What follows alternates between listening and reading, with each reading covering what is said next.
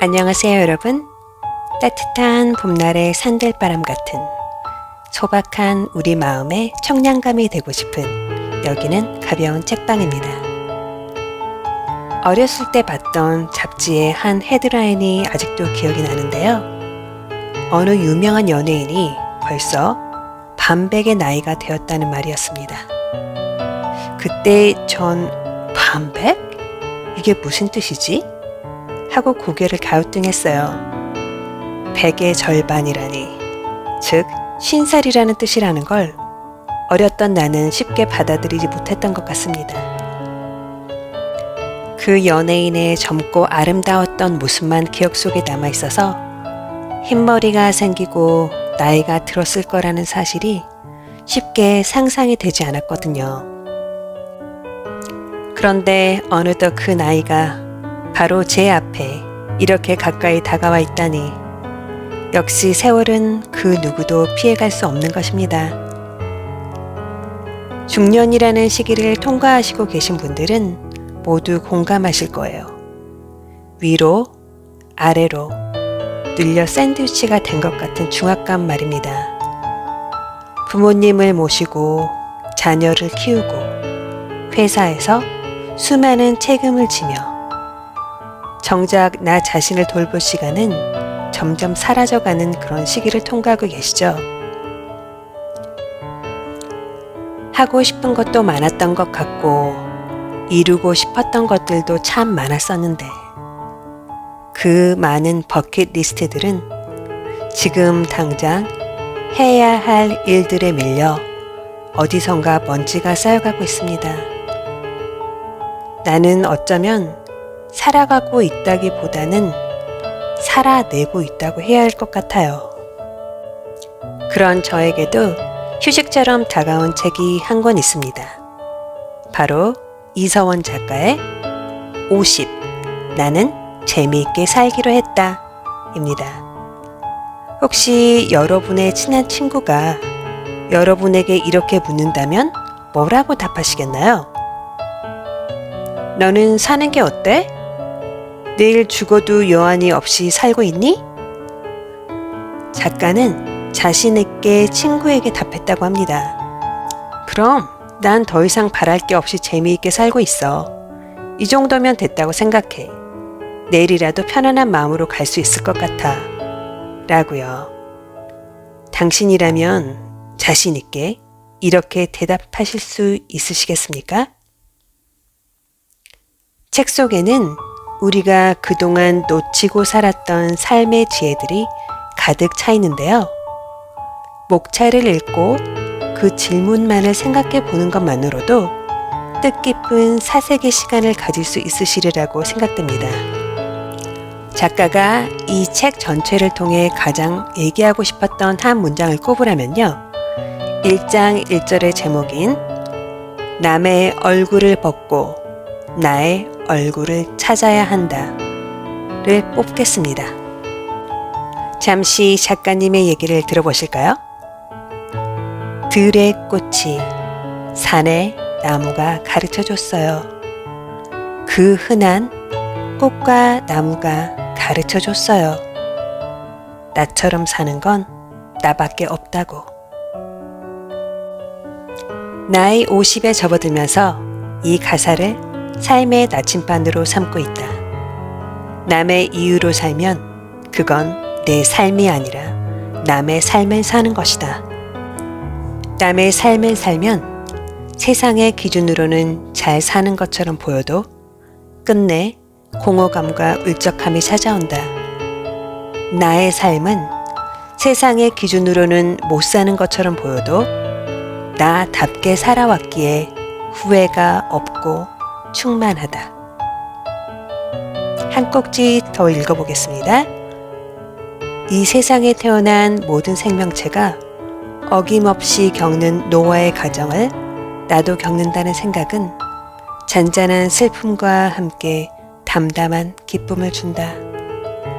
먼저 몸을 생각하면 건강이 꺾이는 시기다. 50 이전까지는 몸으로 산다. 그러다 50이 되면 확연히 달라진다. 감각이 먼저 고장난다. 노안이 오고 입맛은 둔해지며 귀에서 쇳소리도 가끔 들린다. 인생은 몸과 마음이 이어 달리기를 한다고 생각한다. 50이 되면 여태껏 열심히 달린 몸이 다음 주자인 마음에게 바통을 넘겨준다. 이제는 마음이 달릴 차례다. 이전에는 몸의 건강으로 생명을 유지했다면 지금부터는 마음의 건강으로 살아야 한다. 마음의 건강을 두 글자로 줄이면 지혜다. 이처럼 작가가 이 책을 통해 전하고자 하는 것은 단순한 위로가 아니라 중년에 닿은 우리가 앞으로 어떤 마음으로 살아가야 할지에 대한 구체적이고 실질적인 메시지들입니다. 책을 읽으며 생각했어요. 내가 그동안 너무 해야 할 일에만 매달려 내가 진짜 좋아하는 것에는 귀 기울이지 못했던 것은 아닐까 하고 말입니다. 바쁘고 부지런히 그리고 열심히 살아가는 우리가 그러면서도 자꾸만 피곤하고 우울하고 뭔가 허전했던 그 이유, 그건 바로 재미가 없었기 때문이 아닐까요? 조나모 대표님 말씀대로 인생을 도넛으로 보았을 때 그 중앙에 텅 빈 구멍, 그것을 메꿔줄 나 자신만의 쾌를 아직 찾지 못해서구나 하는 자각이 몰려왔습니다. 사랑이란 그가 좋아하는 것을 해주고 싫어하는 것을 하지 않는 것이겠죠. 나에 대한 사랑도 같은 법칙이 적용됩니다. 내가 좋아하는 것을 하고 싫어하는 것을 하지 않는 것이 나를 사랑하는 법입니다. 그런데 어떻게 해야 내가 무엇을 좋아하는지를 알아내기란 그리 간단하지가 않아요. 이건 아마도 우리 인생의 유년기 대부분을 부모와 세상의 요구에 맞춰 사는데 힘을 썼기 때문일 겁니다. 이제 내가 나만의 이유로 살기를 원한다면 잠시 외부의 요구를 내려놓고 내면의 호불호를 발견하는 시간을 가져봐야 할 것입니다. 이런 귀중한 시간에 당신이 답을 찾아가는데 도움을 줄 수 있는 작가의 4가지 질문을 소개해 드리겠습니다. 첫째, 살면서 이건 정말 잘했다 싶은 일은? 둘째, 아무리 돈을 써도 아깝지 않은 것은? 셋째, 다른 사람에게 들어서 가장 기분 좋은 말은? 넷째, 내가 좋아하는 사람들의 공통점은? 어떠세요? 오래 생각하시지 마시고 여러분의 직관적인 답을 찾아보시길 권고드립니다. 그렇다면 작가님의 재미있게 산다는 인생은 어떤 것인지 한번 들어보실까요? 물질적인 부를 이뤄 교민사회에서 출세한 집으로 손꼽히는 교민회장 사모님의 이야기는 나에게 한 번도 생각하지 못한 새로운 시선을 가지게 했다. 서울로 돌아오는 비행기 안에서 나에게 약속했다. 죽을 때 후회하는 삶을 살지 말자. 내일만 보지 말고 오늘만 보면서 살자. 그 후 나는 25년째 나와 한 약속을 지키려 애쓰며 살고 있다. 모두 내일을 향해 오늘을 희생하는 것이 당연한 사회에서 나와의 약속을 지키기란 쉽지 않았다. 만나는 사람이 그렇게 살면 안 된다고 덤벼드는 느낌을 하루에도 몇 번씩 받곤 한다. 즐겁게 무엇을 하려고 하면 주변에서 당장 필요하지도 않는 쓸데없는 일을 하면 안 된다고 만류했고 아내조차 일 벌리는 나를 이해하지 못했다. 나는 당장 필요 없는 일을 만들고 쓸데없는 짓을 벌이며 돈도 안 되는 일을 돈을 써가면서 하는 괴짜 친구요 남편이었다. 그래도 굽히지 않고 할 수 있었던 건 언제 죽을지 모른다는 생각 때문이었다. 오늘 죽는다 해도 후회하지 않게 살아야겠다는 생각 하나가 나를 오늘만 보고 사는 사람으로 이끌어 주었다. 재미있게 산다는 것은 다른 사람의 욕구를 무시하고 나만 쾌락을 느끼며 사는 것이 아니다. 누구에게도 해를 입히지 않는 것을 전제로 그 위에서 무엇에도 통제받지 않고 내 마음 가는 대로 사는 것이다. 나의 생각과 행동에 내가 흔쾌해지는 일상을 사는 것이다. 50대를 살아보니 재미있게 살겠다고 결심한다고 재미있게 사는 게 아니었다. 재미와 행복은 목적이 아니라 결과이기 때문이다. 하다 보니 재미있고 하다 보니 행복한 것이지 재미있게 살겠다고 힘을 주면 재미없는 삶이 된다.